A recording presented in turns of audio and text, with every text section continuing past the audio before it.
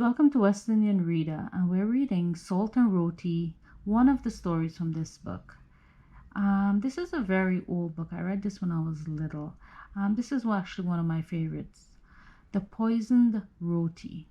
There was an old beggar who lived in a poor little hut not far from a certain village. Every day he would visit the village and go from house to house begging for food. Most of the village people would gladly share their food with him, but there was one woman who, after some time, became angry that this beggar was always knocking at her door and asking for food. One day, the woman's husband and son had to go away on a long journey. She was left all alone at home. Today, she said to herself, today I shall get rid of this beggar once and for all. No longer will he pester me. I know what I shall do. The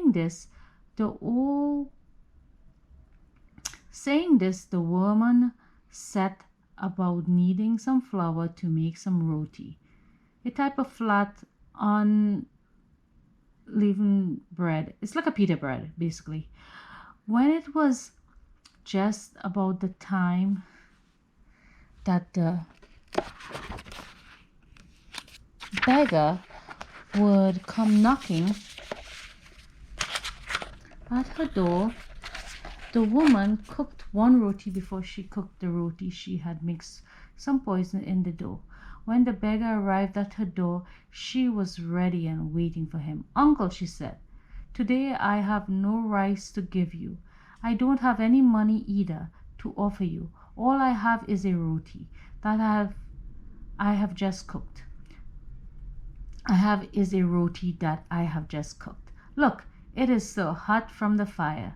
Thank you, daughter, the old beggar said, grateful, taking the roti from her and putting it away safely in his bag. I am not hungry right now. I will leave it until I get home.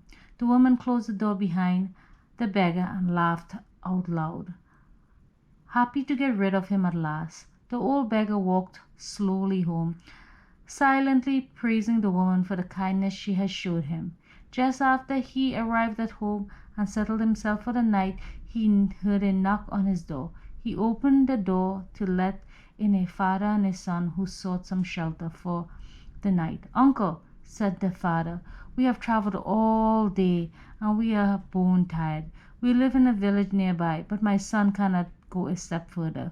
We are both hungry and thirsty. Do you have any food that... Isn't this funny, the picture with the woman with the poison? That you can share with us?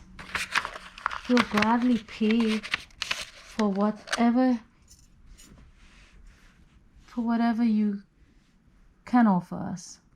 Don't worry, my son, said the beggar. I live because of the kindness and generosity of your people. Now it is my turn to show that very kindness to you also. I have a roti given to me by a woman from your village. Take it, my son.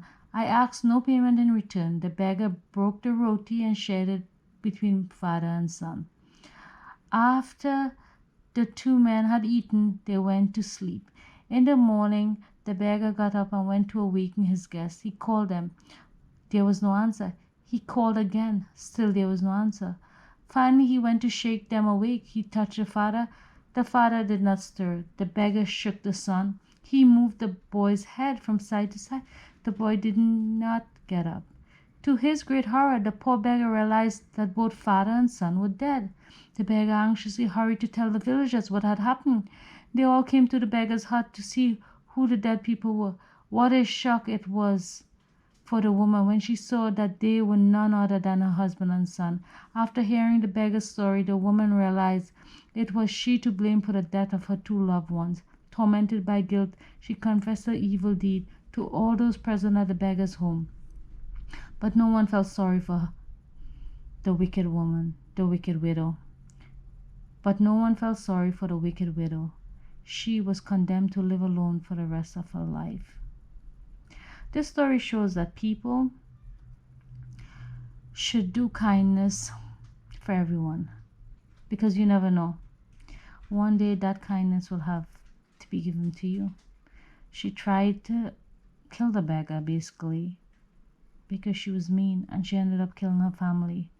So this is where the saying comes: do unto others as you want done unto you. Do unto others as you want done unto you. Thank you. I hope you enjoy reading Salt and Roti with me.